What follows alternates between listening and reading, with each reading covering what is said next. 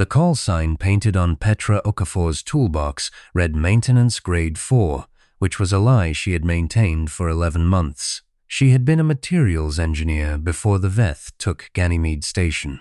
Before that, she had been a PhD candidate at Delft, defending a dissertation on long-chain polymer bonding that her advisor called either revolutionary or deranged. She had not yet determined which.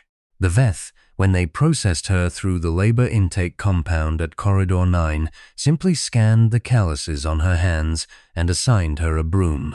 She pushed it every morning down the length of Fabrication Hall 7, which was the longest fabrication hall she had ever seen. 400 meters of humming alien looms, the Veth thread singing its thin high note as it passed through the spindles. She swept, she watched, she memorized. It took her 3 months to understand the Veth material economy, and another 2 to see its fundamental flaw. The thread they produced was extraordinary by any measure she had known.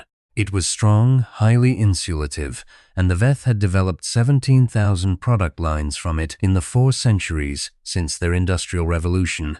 But it wore, it frayed. It broke down under UV and shear stress and repeated thermal cycling, and so the Veth replaced it. Endlessly, cyclically, in a great turning wheel of consumption that fed their mills, their merchant fleets, their banking houses, their worker castes, their entire civilization. The economy of a species built on the assumption that things fall apart. Petra had begun to wonder what would happen if something didn't. She kept her notebook inside the lining of her left boot. It was a paper notebook. The Veth had confiscated every electronic device in the compound, and she had filled 140 pages of it with polymer diagrams sketched in pencil so fine it was nearly invisible. She worked the equations in her head during the 12-hour shifts, filling in the pencil lines during the 22 minutes she was allotted in the latrine block each day. The lab access was harder to arrange. Fabrication Hall 7 had a maintenance alcove in its northeast corner, accessible by a door that required a Grade 6 biometric clearance that Petra did not have, and a series of supply ledgers that she had begun quietly corrupting 14 weeks ago. The ledger system was Veth administered, but the input terminals ran on hardware she recognized, captured human colonial-era equipment bolted into alien frames. She had found 3 undocumented input nodes in her first month of sweeping. By month 4, she was routing phantom requisition orders through a sub-account listed under a maintenance drone that had been decommissioned in the station's 2nd year. By month 7, the alcove's inventory system believed she was a cleaning apparatus. She began bringing components in on her person, slowly, over weeks, a length of copper mesh shielding, a heating coil she'd pulled from a broken food dispensing unit, a ceramic crucible the size of her fist, catalysts she'd extracted from the cleaning solvents she was issued legitimately, evaporating them off over 3 nights and pressing the residue into a tin she'd formed from a crumpled ration wrapper. The apparatus she built in the alcove would have horrified any safety inspector. It burbled. It hissed. It produced small localized pressure events that she had learned to muffle with a folded maintenance cloth pressed hard over the ceramic lid. The other human laborers in the adjacent corridors heard occasional thumps and attributed them to the building's ventilation system, which was genuinely terrible. The Veth supervisor for Hall 7 was a creature called Heth-Var, which translated roughly as third accountant of cycle production, which meant he was responsible for throughput metrics and cared about nothing else. He noticed the phantom sub-account during a quarterly review in Petra's 9th month and came to investigate with 2 colleagues. They stood in front of her apparatus for 6 minutes. They passed a tablet between themselves. They made a series of vocalizations that her Veth to English earpiece rendered as sequentially. A question about atmospheric pressure, a question about regulatory categories for unauthorized thermal processes, a question about which Form 1 filed for this, and then a longer silence that the earpiece rendered as conceptual difficulty. Heth-Var looked at Petra. She looked back. "Cleaning experiment," she said, "for the floors." Hethvar's anterior sensory cluster performed a motion the earpiece flagged as skepticism, but he filed a Grade 4 maintenance variance report and left her alone. She had her results 6 weeks later. It was a fiber, single long-chain molecule, cross-linked at intervals she had spent the better part of a year calculating. It was white, purely, absolutely white, in a way that had no precedent in Veth materials science, because Veth materials were never white. White was the color of death in their cultural cosmology, the color of the deep void, and so they had never pursued it. Petra had not known this when she chose the bleaching process. She would later decide it didn't matter. She spun a length of it on a modified spindle she'd borrowed from the hall's secondary loom. The thread sang differently than Veth thread. It sang lower. It sang in a register she could feel in her back molars. She ran 17 tests on it in the alcove over the following 4 days, sleeping 2 hours a night on the floor next to the apparatus with her notebook open on her chest. The thread did not fray. The thread did not discolor. She exposed it to the solvent bath she used for floor stripping, the most aggressively corrosive substance she had access to, and watched it emerge unchanged. She exposed it to sustained heat at 300 Kelvin above Veth standard operating temperature. She stressed it mechanically until the stress testing rig she'd built, from broom handles and repurposed loom tension springs, failed catastrophically, and the thread did not. On the 5th day, she wove enough of it for a garment. A simple thing, more tunic than anything else, and badly tailored because she was an engineer, not a seamstress, but she put it on and walked out of the alcove and down the full length of Fabrication Hall 7 in it, and the thread caught the ambient light of the hall's bioluminescent panels and threw it back, and she glowed, white and clean and impossible, walking through the long, gray industrial dark. 2 Veth workers stopped their looms to stare. Hethvar saw her from the supervisory platform and made a sound the earpiece did not translate. She was in front of the compound director's office within the hour. The director was a Veth named Vel Orath, and she was old, ancient by Veth reckoning, her exterior carapace worn to the translucent pale of deep age, which on a Veth meant something approaching wisdom or something approaching danger, and Petra had never been certain which. Vel Orath studied the fiber sample for a long time without speaking. Then she called 17 scientists in succession to look at it. They came and went in delegations. They argued among themselves in the hallway in terms the earpiece rendered only partially. Petra sat in the chair she'd been placed in and did not move. She had her notebook on her knee, closed, her thumb resting on the cover. She was very tired. She was also, she realized, the calmest she had been in 11 months. The last scientist, a very old male in an academic classification sash, looked at the sample under a lens for 4 minutes, then looked at Petra, then looked at the sample again. "This cannot be," he said. The earpiece gave his tone as conviction failing against evidence. "It can," Petra said. "The bonding interval is in my notes if you want the math." The math took 3 days to verify. Petra was moved to a room with a window. What followed was not celebration. The first indication came on the 4th day, when the Deputy Director of Commercial Relations appeared at her new room with 2 assistants, and a commercial attaché from the Veth Trade Authority, and a member of the Security Enforcement Division whom no one introduced. They asked her a great number of questions about the process, and then sat very still for a long moment, and then the commercial attaché asked, in a careful voice, whether Petra had considered the licensing implications. She had not been thinking about licensing implications. They explained the licensing implications.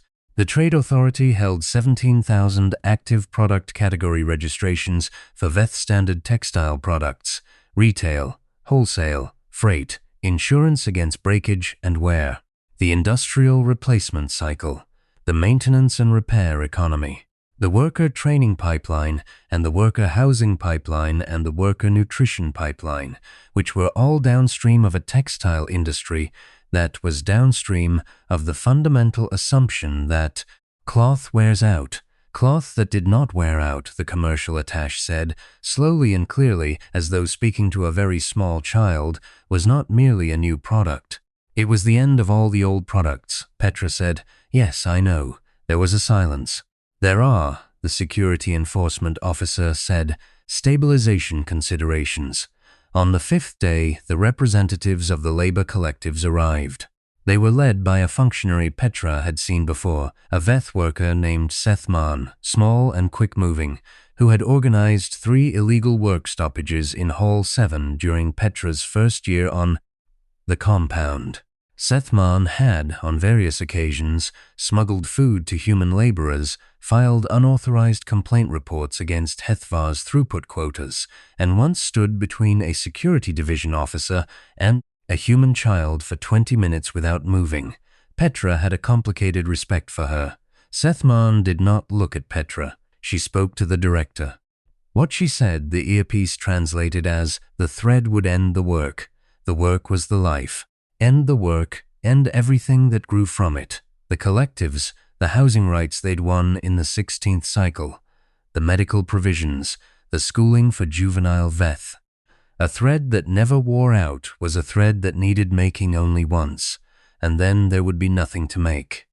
When Sethman finished, she looked at Petra for a long moment. Her expression, as much as Veth anatomy permitted expression, was not hostile. It was something Petra did not have a word for. "Why?" Sethman said. "Can your species not leave things as they are?" Petra thought about this. She thought about the notebook in her boot lining. She thought about her dissertation advisor, who had said something similar in different words.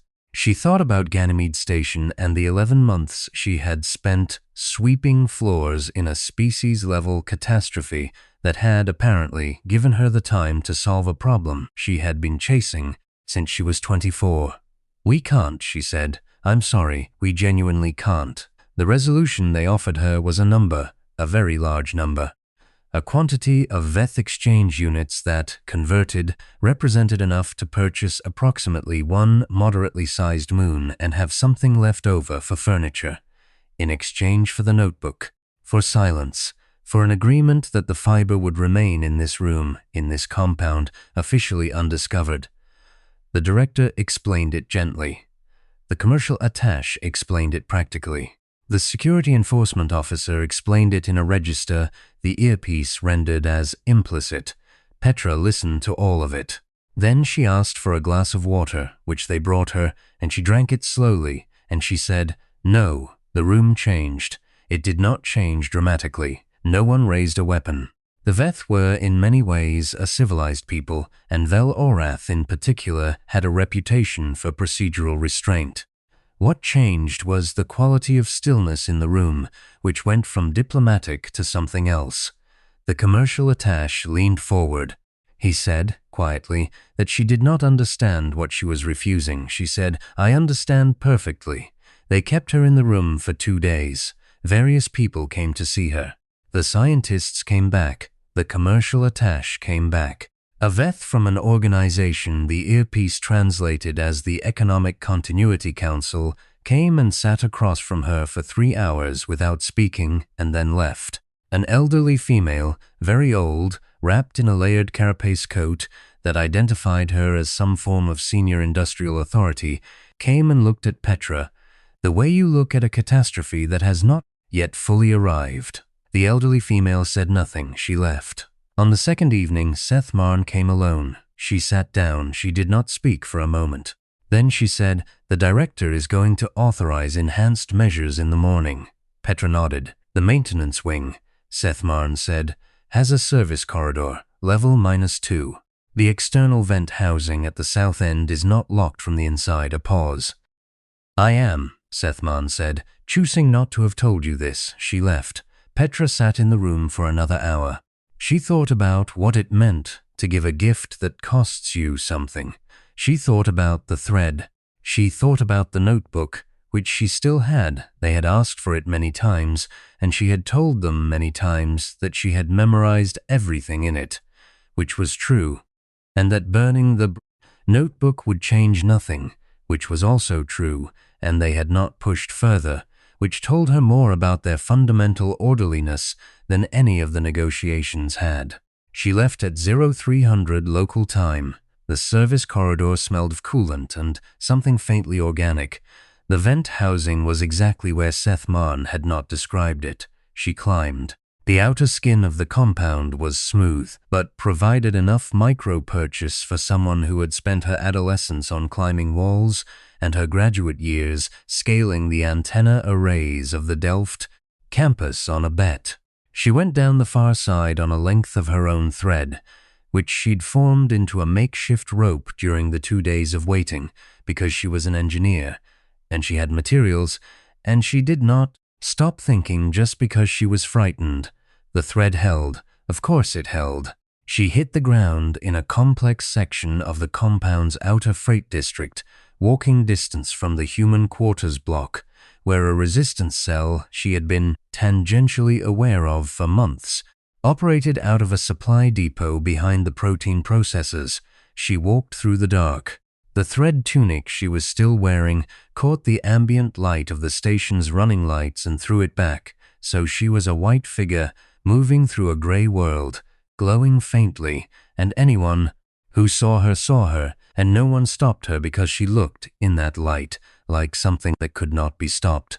She reached the depot at 0418. She knocked 3 times, then twice. The door opened. The man who opened it was named Cho Jun-seo. He had been a transport coordinator before the VETH, and he ran the resistance cell with the particular exhausted competence of someone who had been improvising for a very long time. He looked at her. He looked at the thread. He looked at the notebook she was holding. "What," he said, "is that?"